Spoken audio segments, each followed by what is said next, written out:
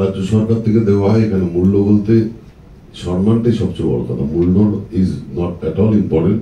এবং এখানে যারা পুজো করেন তারা প্রত্যেকেই এখানে খালি পার্টিসিপেট করার জন্য এবং একটা recognition from state government, that makes lot of sense.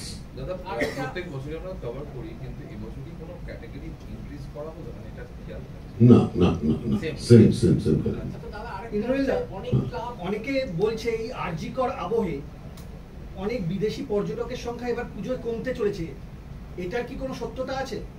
যারা বলছে তার থেকে জেনে নিন। আমরা তো বলছি না, আমরা তো উল্টোটাই বলছি। যারা বলছে তাদের থেকে খোঁজ নিয়ে নিন। তবে আমি একটাই কথা বলবো, মানে বিভিন্ন ফেক নিউজ বেরোচ্ছে বিভিন্ন ইস্যু নিয়ে। বাংলার মানুষকে এই প্ল্যাটফর্ম থেকে বলি, আপনারা বিভ্রান্ত হবেন না। যেটা হওয়ার সেটাই হচ্ছে এবং যেটা হওয়ার সেটাই হবে।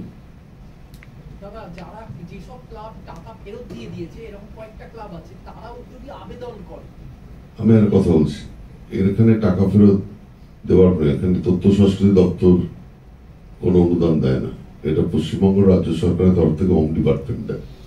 এবং কয়েক হাজার,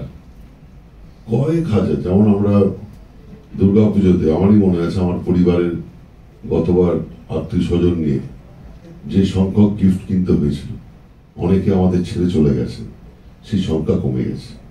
তো এইরকমই সব ক্ষেত্রেই হয়, নতুন লোক আসে, অনেকের হয়তো প্রয়োজন হয় না, তারা আসেন না। ভালো তো, নতুনদের তো যারা সুযোগ দিচ্ছেন অনুদান না নিয়ে, সেই টাকাটা নতুন ছোটখাটো পুজো পাবে। আমি ধন্যবাদ জানাচ্ছি তাদের। কারোর পর বিশ্ব বাংলা শারদ সম্মান পশ্চিমবঙ্গ সরকার শুরু করেছেন এবং এটা শুধুমাত্র কলকাতার পুজোর জন্য নয়, কলকাতা এবং পার্শ্ববর্তী অঞ্চলগুলো এবং বাংলার 344টা ব্লকই বিভিন্ন পুজোকে নির্বাচনের মাধ্যমে তাদের সম্মানিত করা হয়। এবং 2013 সাল থেকে এই বিশ্ব বাংলা শারদ সম্মান মাননীয় মুখ্যমন্ত্রী মমতা বন্দ্যোপাধ্যায়ের উদ্যোগে তথ্য সংস্কৃতি দপ্তর তাদের তত্ত্বাবধানে এই কাজ আমরা করে চলেছি। তার 11তম বর্ষ এই 2024।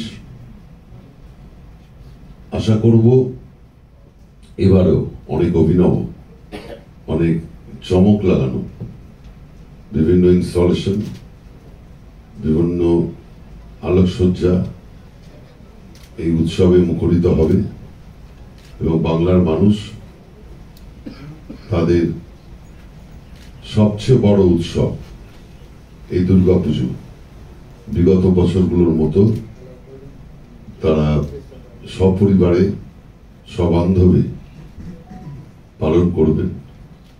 এবং কি কি ক্যাটাগরিতে দেওয়া হবে তার বিস্তারিত সংক্ষিপ্ত দুটোই আমার সঙ্গে রয়েছেন আমাদের দপ্তরের সেক্রেটারি শ্রী শান্তনু ঘোষ, ও ব্রিফ করছে আপনাদের। এবং প্রেস নোটের পর একটা প্রেস নোট তৈরি আছে আপনাদের জন্য, ওখানে আরো ডিটেলে আপনারা জানতে পারবেন।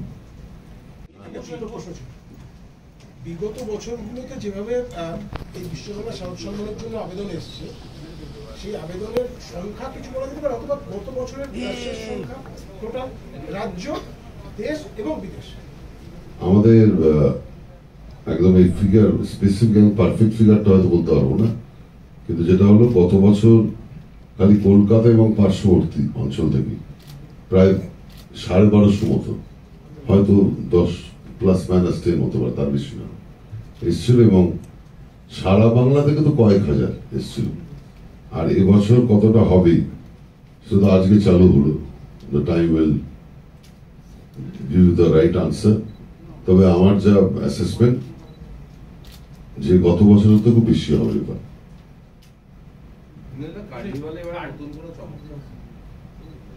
চমক থাকবে বলতে যে হ্যাঁ, ভালো ভালো পুজো আলোকসজ্জা দেখতে পারবো। বিদেশি পর্যটকদের নিয়ে কি কোনো আশার খবর পাওয়া যাবে বাড়তি? বুঝলাম না। এবার কি বিদেশি পর্যটক বাড়তে চলেছে কার্নিভালে? 100% প্রত্যেক বছরই বাড়ছে। এটা তো মানে রেড রোড কার্নিভাল তো ওয়ান অফ দ্য বিগেস্ট মানে ফেস্টিভ্যাল। পৃথিবীর প্রথম 3টে ফেস্টিভ্যালের মধ্যে দিয়ে, প্রথম 3টে রোড শো এর মধ্যে এখন রেড রোড কার্নিভাল পড়ে। এবং আমরা জানি যে ডে 1 থেকে, যবে থেকে রেড রোড কার্নিভাল শুরু হয়েছিল, প্রত্যেক বছরই বিদেশিদের শুধু নয়, ভারতবর্ষের বিভিন্ন প্রান্ত থেকে পর্যটকরা অনেক আসছে, দেখতে আসছে। এটা it has become a tourism destination also. এই রেড রোড কার্নিভালটাকে সামনে রেখে ট্যুরিজম সেক্টরও প্রত্যেক বছর অনেক ফ্লারিশ করছে। তা আমরা এখানকার যে কোনো প্রাইভেট হোটেল, গভর্নমেন্টের যেগুলো প্রপার্টি রয়েছে তার 100% বুক প্রাইভেট যারা হোটেলিয়ার আছেন তারাও জানেন যে প্রত্যেক বছরই এটা দুর্গাপুজো মানে তেও যেমন প্রচুর লোকের মানে জনসমাগম বেড়েছে, তারপর এক্সটেন্ডেড পার্ট হিসাবে রেড রোড কার্নিভালটাও as far as tourism, as far as tourist inflow is concerned, is increasing